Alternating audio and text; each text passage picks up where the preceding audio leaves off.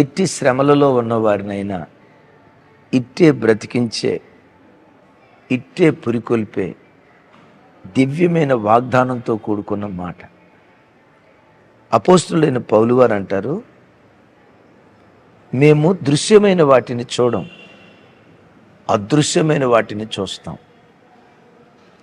క్షణమాత్రముండు ఈ చులకని శ్రమ అంతకంతకు నిత్యమైన మహిమాభారమును మాకు కలుగు చేయుచున్నది. ఎలయనగా దృశ్యమైనవి అనిత్యములు, అదృశ్యమైనవి నిత్యములు అంటాడు. అద్భుతం. మేము దృశ్యమైన వాటిని చూడం. పౌలు వారు శ్రమల మధ్యలో ఉన్నాడు. ఇక్కడ బంధకాల మధ్యలో నలగొట్టబడ్డాడు. శరీరం నిండా గాయాలు, ఒళ్ళంతా కట్లు. ఏమంటాడంటే,